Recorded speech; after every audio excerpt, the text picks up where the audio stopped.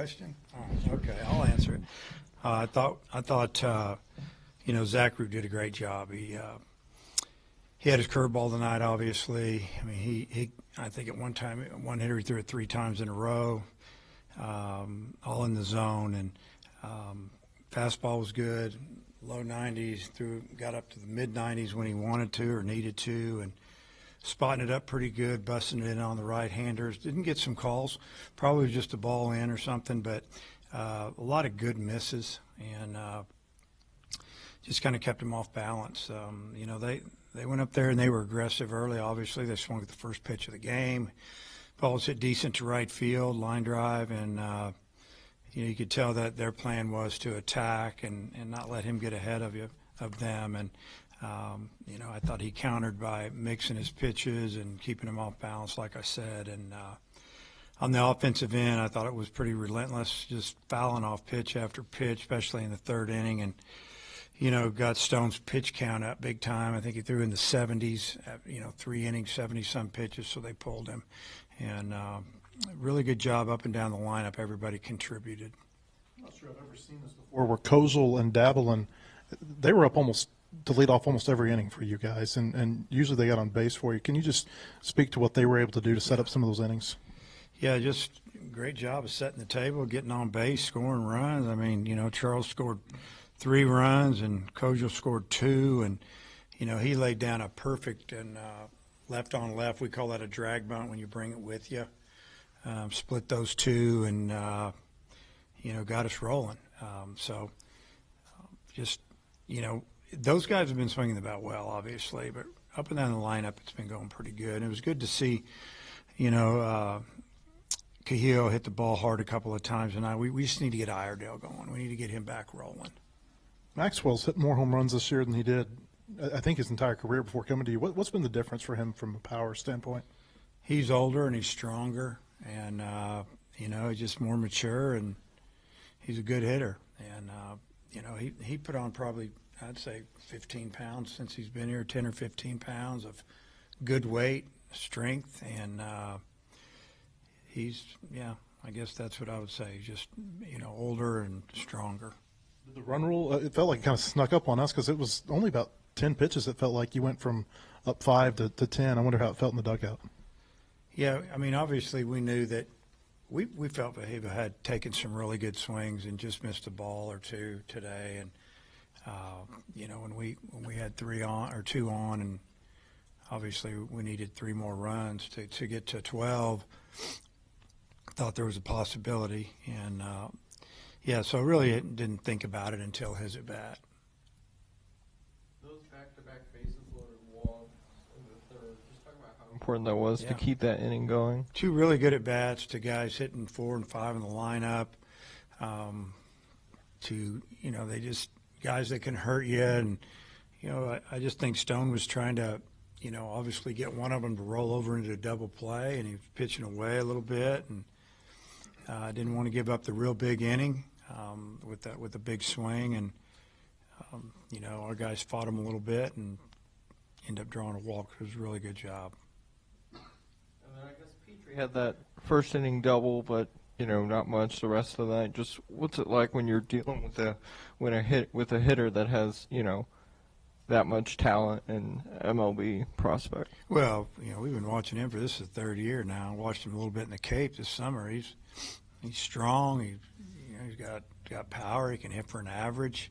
It's a tough out, and the key is keeping people off the bases in front of him. And I thought Zach did a good job with that, and he just was able to attack more and threw a couple of nice change-ups, got a fly ball and a pop-up, and just really good job. What did Maxwell show you hitting a home run after, I think, getting hit by a pretty painful hit by pitch time before? Yeah, he got hit in the kneecap, pretty sore. I think it was probably the 3rd or 4th pitch of the at-bat. He got him a fastball, and he didn't miss it. And, it was good to see left on left, him just stay right to it. He's a good hitter. We've got some left-handed hitters that hit lefties pretty good. When it comes to Zach, you moved him up in the rotation. You now have him on Friday, and I know you've probably answered this. I just haven't heard the answer. But what went into the decision make the switch between him and Gackle? Well, at the time, he was throwing better. You know, he didn't have a great last outing last Friday. Tonight's was a lot better because he commanded everything. But you know, Gage is extremely talented, but he wasn't, you know, having a lot of success. We just felt like we should flip it. Also, when it comes to Zach, I mean, great performance tonight. Had you guys not gotten the run roll, would he have gone back out for one more inning, or, No, he or was that done. at that point? He was done. Yeah, we were done with that. Was going to be it. Justin Thomas gave you a couple of hard hit balls from the 9-hole. Did you see anything beforehand that maybe gave you an indication he would have that kind of night? You know, I mean, he hits left-handed pitching pretty good. Plays great defense. He's one of our best base runners. He brings a lot to the table. It was really great to see him hit. You know, the first hit was a big hit, you know, because we didn't get the run in, and with one out, now there's 2 outs, and he got the big 2-out single that gave us the 1-0 lead there in the bottom of the second, and then, you know, that double there in the bottom of the 7th was a breaking ball, and he hit it extremely hard, and was really good at bat. Just one pitch, but he knew it looked like he knew what he was looking for, and he got it. On the SEC's availability report last night, both of them listed as probable. I know they're both on the roster, but Parker Coyle and Rocco Pepe, is there any injury going on with the two of them? Yeah, that's why. Yeah, that is.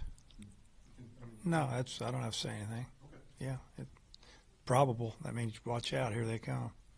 Are you pleased with what you've seen? I mean, it seems like beginning with that second game at Ole Miss, your offense has been really dynamic. I mean, how pleased have you been with what you've seen the last 5 games? I mean, double-digit hits, a lot of clutch hits, and probably more than anything, they just not giving up too many at-bats. You know what I mean by that? They're staying off of borderline pitches early in the count, fouling off pitches, getting pitchers' pitch counts up, and it's been it's what we hoped for, honestly, that, you know, we could put these guys together, and, you know, it took a while maybe to put together an order. You could flip a guy here and there, but just to watch these guys do their thing, you know, and you know, I feel like they've bought into everything that Coach Thompson and Coach Warneson are, you know, talking with them about every day, and I think they listen when, you know, we've got a game plan or a report on some of these pitchers we're facing, and you know, then they take it to the game. And the other thing is they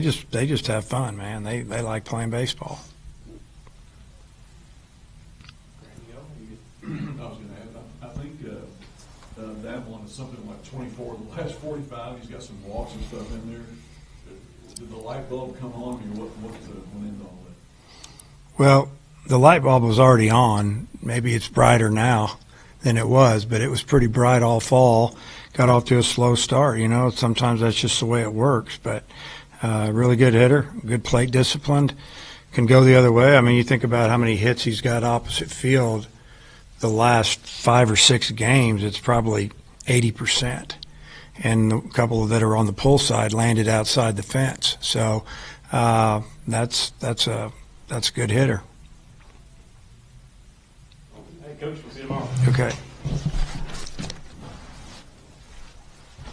BetOnline is the world's most trusted betting platform and your number one source for betting on all the madness. Whether you're a seasoned fan or a first-time bettor, BetOnline is your ultimate game day companion. With the largest selection of odds on everything from college basketball to a $200,000 bracket contest, BetOnline continues to be your number one sports betting source. From every Cinderella story to every hat trick, BetOnline has you covered with odds, stats, and more for every game, every play, and every win. BetOnline, the game starts here.